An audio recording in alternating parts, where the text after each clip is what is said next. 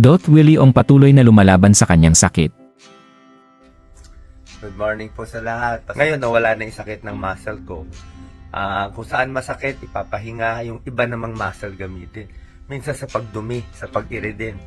Pag-iri kasi madalas nakaganyan yung kamay ko, nakababa. Nakatukod dun sa toilet, sa may toilet bowl. Kakatukod ng tukod, sumakit dito, nagka-gas-gas pa sa may puwetan. So, dapat gagawin nyo, iibahin nyo yung position. Okay? Tsaka sa pagdumi, napakahalagang tips. Sa anal fissure, yung masakit, yung mga sakit ko, mga 10 out of 10 pain, dapat lang po, relax lang. Huwag ipitin ang dumi, relax lang.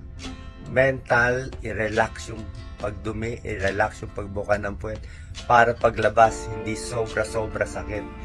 Masakit pa rin, pero magiging mas masakit pag inipit nyo yung dumi. Okay? Pero syempre, for anything else, seek medical advice from your doctor. Yung mga nagtatanong sa akin, chemo po chemo days ko. Pero I'm getting better, I'm getting fatter, and yung timbang ko, 2 chemo na lang. Actually, iniintay ko na lang yung mga side effects ko, nilalabanan natin. Salamat po sa dasal. Salamat po sa dasal. Gusto ko lang po lagi makatulong sa inyo kahit sa papanong paraan. Yan si Doc Lisa nagluluto na. So, I sleep at try ko mga 8 or 9. I wake up 3 a.m. lagi. 3, 4 a.m., 5 a.m. dyan pumapasok yung mga mensahe ng Diyos. Katulad ngayon. I'm recording this at 5:05. Tapos naisip ko lang kasi meron akong magandang tips ituturo ko po sa inyo. Makakalimutan ko na ito mamaya. Baka hindi ko na magawa, so ginawa ko na muna itong video. Ang tip ko, paano tatayo ang may sakit o may back pain. Katulad ko, nagkaroon ako ng 10 out of 10 back pain dito sa gitna.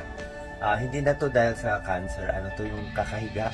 Humihina ang muscles ng may sakit, ng may cancer, yung laging bedridden. Ito mahalagang tip.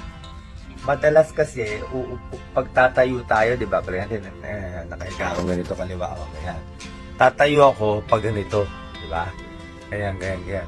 So, araw-araw, pag ganito ako tumatayo, pag ganito ako umihiga, ang tulog ko, nakakanan lagi. Pag ganun pala, yung mga muscle na ginagamit ko, lagi sila nai-strain, napapagod sila. Kaya ang gagawin ko ngayon, minsan, pag masakit na likod ko, iikot na siya dyan sa kabila. Sa kabila naman ako umiikot. Ay ikot to the right side bago ako tatayo. Yan. Pasensya na po na medyo nanginginig kasi yung kamay ko, hindi ganun kasi 5 a.m. Salamat po, God bless po. Mahal na mahal ko kayo. God bless sa inyong lahat.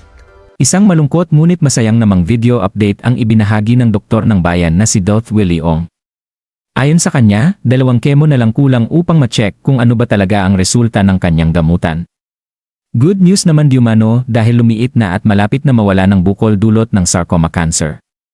Ngunit mas nahihirapan siya sa side effects ng kanyang chemotherapy.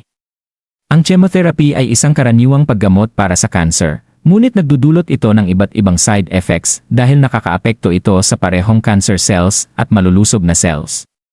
Isa na dito ang pagkapagod, problema sa pagtunaw ng pagkain at pinsala sa nerves. Ngunit kapansin-pansin naman ang pagtaba ni Doc Willie Ong at bumalik na sa dating katawan nito. Get well soon, Doc Willie Ong. Anong masasabi ninyo sa balitang ito? Magkomento sa ibaba.